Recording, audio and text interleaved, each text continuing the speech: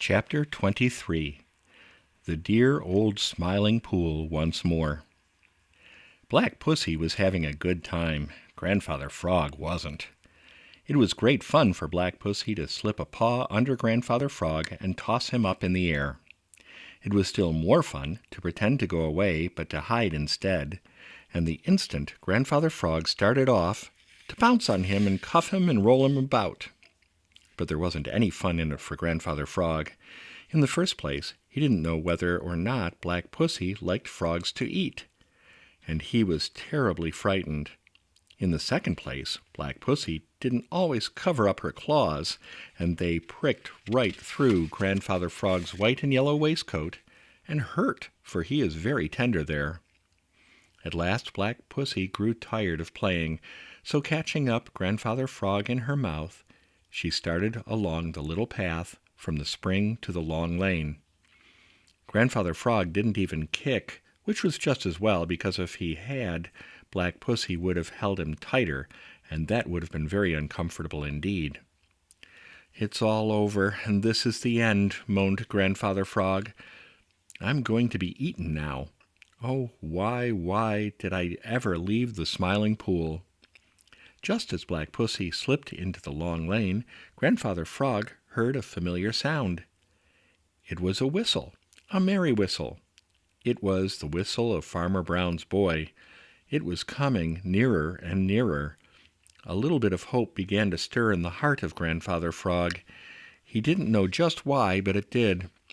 Always he had been in the greatest fear of Farmer Brown's boy, but now, well, if Farmer Brown's boy should take him, he might get away from him as he did before. But he was very sure that he never could get away from Black Pussy. The whistle drew nearer. Black Pussy stopped. Then she began to make a queer whirring sound deep down in her throat. "Hello, Black Pussy. Have you been hunting?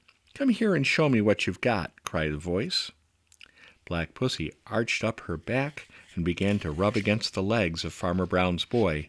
At the time, the whirring sound in her throat grew louder and louder. Farmer Brown's boy stooped down to see what she had in her mouth. "Why," he exclaimed, "I do believe this is the very same old frog that got away from me. You don't want him, Puss. I'll just put him in my pocket and take him up to the house by and by."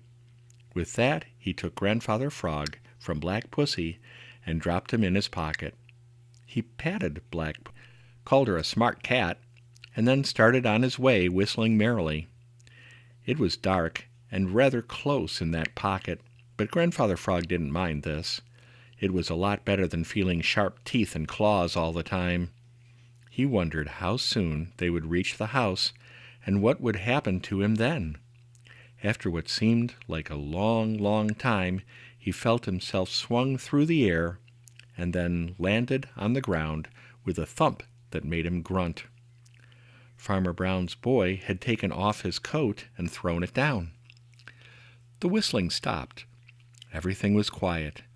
Grandfather Frog waited and listened, but not a sound could he hear. Then he saw a little ray of light creeping into his prison. He squirmed and pushed, and all of a sudden he was out of the pocket. The bright light made him blink. As soon as he could see, he looked to see where he was. Then he rubbed his eyes with both hands and looked again. He wasn't at Farmer Brown's house at all. Where do you think he was? Why, right on the bank of the Smiling Pool, and a little way off was Farmer Brown's boy fishing. "Chug-a-rum!" cried Grandfather Frog, and it was the loudest, gladdest chug-a-rum that the Smiling Pool ever had heard. "Chug-a-rum!" he cried again, and with a great leap he dived with a splash into the dear old Smiling Pool, which smiled more than ever.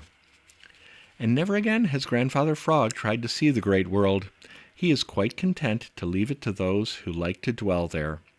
And since his own wonderful adventures, he has been ready to believe anything he is told about what happens there. Nothing can surprise him, not even the astonishing things that happened to Chatterer the Red Squirrel, about which it takes a whole book to tell.